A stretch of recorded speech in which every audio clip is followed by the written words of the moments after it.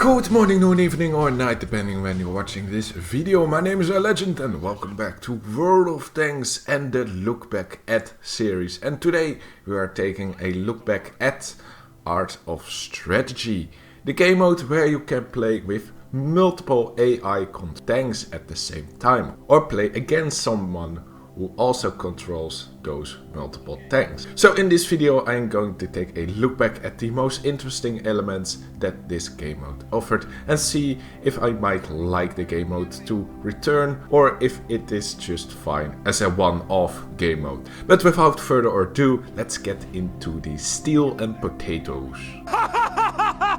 So let's start off with the main selling point of this game mode, which is the ability to control a team of 7 different tanks by yourself. This experience alone was enough to really intensify me to play quite a bit of games in this mode. Although tricky at the start, when getting the gist of it, you can become very capable of directing groups to key positions and micromanage tanks one by one if the situation deems to do so.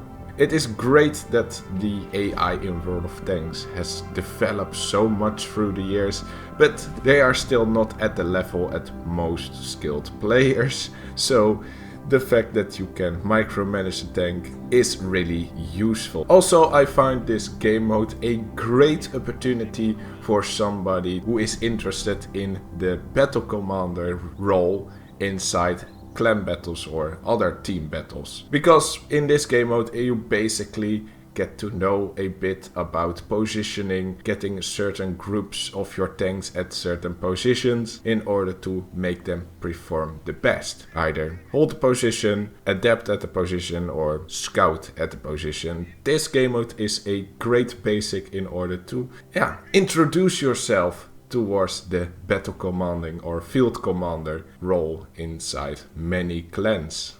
But yeah, being able to micromanage by taking over full control of the tanks and play like you play the game normally did make the whole execution of strategies much easier. But on the other side, if you weren't able to do this and only operate as a tactician from above, the gameplay might become a bit too boring or a bit too frustrating, since the bots after all weren't really that skilled and sometimes did absolutely stupid shit like overextending even though you clearly directed them to stay behind solid cover. So gameplay wise, I think it was the better decision to have the option to take control of one particular tank at any time. So for this game mode you could only use tier 10. It was great to see that you could pick any tier 10 tank, even the ones you don't have in your garage. It gave every player the opportunity to try out tier 10 fully equipped with standard loadouts, aka full gold and premium consumables to give you the best playing experience. There was also a kind of meta with autoloaders, since they were the best suitable for the gameplay as strategists, where you can micromanage their clips and go towards the next tank if you have fired your clip and the tank is currently reloading. But it wasn't really that noticeable and you still need some single shot tanks in order to cover all scenarios, which were a lot in the different battle types. Speaking of the different battle types, the 1v1 I found the most enjoyable and was also the one that was available from the start. This battle type gave the most equality because both teams have the same setup of being the strategist and controlling the tanks in groups or one tank individually at any time. The games are won on the moments you were able to micromanage your tanks better. The only thing that was kind of frustrating from time to time were the hard camp tactics that many of my opponents did. But most of the time I was able to dig them out, or if that didn't work and they got the advantage, I was almost always able to retreat, reassign the situation and counter the opponent who was thinking that he had the upper hand on the matter. The 1v7 battle type was also quite enjoyable. and actually easier than I first anticipated. The defensive structures were able to carry quite a bit when I positioned my tanks correctly. The fact that most of the times you position defensively because it created a positive feedback loop. Namely, in order to defend your defensive structures, you need to have defensive positions in which the defensive structures can support you. I think because of that, the team of individual players actually had quite a harder time. Unless they hard camped as well, but I never expect or notice such a strategy. The 7 versus 1. Now in reverse, it was getting apparent how much the attack and defense roles were in place. It was worse than in the 1v1 because in a 1v1 you could try different angles, tactics with different tanks, but now you only have one tank with one specific playstyle, and now you need to have faith in your team to do their job as well. And this resulted with such large standoff, stalemates and general boring gameplay. Definitely the worst experience of all the battle types by far. As a strategist, you could direct your vehicles with 3 general stances and 7 commands. Of the 3 stances, you have adapt, in which the vehicle will seek cover within a certain radius of the designated position and will defend the area by firing at attacking opponents. This is my most used stance because it kills 2 birds with 1 stone. Your bots defend a position and also fire at enemies that are contesting that position. In the recon stance, vehicles seek out cover and transmit scouting data, trying to stay concealed, but if they get spotted, they withdraw to cover, and without cover, they will engage the enemy. This is a stand I haven't really used that much, mainly because the adept stance will also spot enemies, and I rather take the role of light tank myself in the beginning to make a spotting run. Also, without cover, the bots will just YOLO the enemy, and that's a tank lost earlier than a tank that holds the position a little bit longer, and that way being able to just fire 1 or 2 more shots into the enemy tanks. Speaking of hold, in the hold stance, the vehicles will stay at the position and engage targets when possible. Also a stance that I don't use often, because when you want to use it to engage targets, you need to be at a perfect hull down location, which the bots find very hard to figure out. I do use it when I want vehicles to stay behind as backup behind cover without giving themselves away too early. Further commands speak pretty much for themselves. Also, I only use the attack or charge command actively and move and rush command passively. Main difference between these very similar commands is that on the charge command it's better when you go for a close brawl off with multiple tanks, while attack is more for long distances. The difference between move and rush is that with the move command, the tank doesn't necessarily take the shortest route and stop to fire at spotted enemies. I haven't really used withdrawal at all, I think. Most of the time I just rush back because it's faster, but I do want to keep it in mind when I just get caught a tiny bit out in the open with a heavy tank. Capture and defend the base is just the move command for a specific base. Never consciously use it. Most of the times you just go for the kills anyway.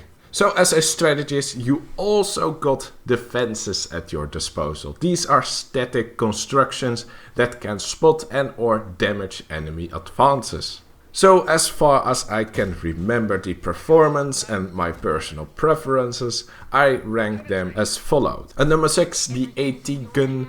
It's accurate, stealthy, rapid-firing gun, however most effective at low range, and it has a limited gun arc, unlike much of the other structures. At number 5, the MG turret. It's armored with a machine gun with high burst damage to lightly armored tanks at close and medium range, but it cannot ban higher armored tanks. But the turret itself has at least armor and is a fully rotatable turret. At number 4, the flamethrower. Pretty much the same as the MG turret, but you confirm doing damage to any target with critical hits included if the enemies are exposed to it for a longer period of time. However, it's only effective at close range. At number 3, the gun turret.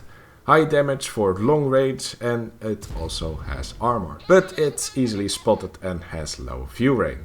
The MRL, the rocket launcher for high range. Like the AT gun, it also has a limited gun arc, but at this range you still cover a third of the map if you position it correctly. And at number 1, the Watchtower. It's basically a passive spotter for key positions, which is always useful. You might set up your team without any light tanks and go full defensive, but I still like to use at least one light tank after all. So out of this ranking, I conclude that the more effective the defenses are at high range, the more I like them. However, that plays more into my more aggressive playstyle. If you are more on the defense, you might switch the gun turret or MRL to a lower range defenses that can surprise the enemy that are advancing through a specific route. So before you go into battle, you can fully prepare your squad with a tank selection and select their initial stances before going into battle. You can only pick certain type of tanks in each slot, which is great. That avoids getting all of the same tank types, and it only limits you to using 1 artillery and 2 tank destroyers, which is in this game mode I think a huge plus. But I don't think RT was even that effective in this game mode. No, maybe in very highly defensive plays, but I didn't do that. So you could select any researchable and collectible tank, so no OP reward tanks. I find it very typical that the Chieftain and the 279 early are displayed as example in the World of Tanks article on Art of Strategy. But in addition to that, also some exceptions in the researchable vehicles are made. Mainly the ones with special abilities or travel modes. I'm speaking of course about the wheeled light tank, the EBR, the double-barreled ST2, the SCRV 103B with a different siege mode, the WoT tank with the tracks, I guess. Apparently that was a problem. And the CS63 also with 2 different modes. You might overlook this as a minor point, but this is actually huge. Because this shows that Wargaming can pinpoint which tanks are able and are not able to participate in certain game modes. And this disparity is no longer made with reward vehicles, because those became outright overpowered. Even though some of the reward vehicles aren't really that overpowered. Carro the Compartimante and the M60, although M60 is good, but it's not overpowered. And even these excluded vehicles from the tech tree aren't even that overpowered, but it's only difficult to have them in this game mode. But the thing is though, that's the thing. The thing is, this is the thing. The thing is, Wargaming is able to expand this. So also maybe towards the point where in tournaments or clan battles you can pick certain tanks to banish from the match, like in League of Legends. This is what could make these competitive game modes so much more interesting. Finally, some of the rewards you can get in this game mode. These include styles, medals, inscriptions, decals, badges, and 5 unique and fully trained crew with Protégé arms as a 0 perk, which is quite nice. But most importantly, you can accumulate 2,500 bonds out of this game mode, which is a nice bonus.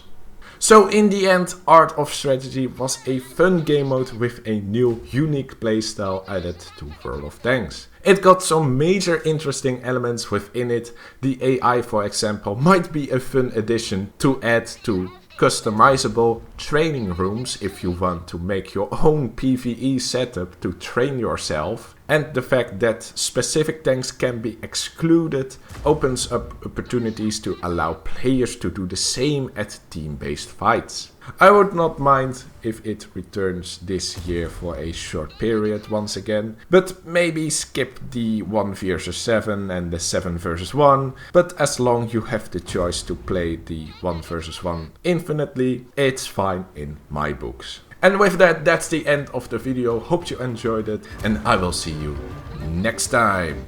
Laters!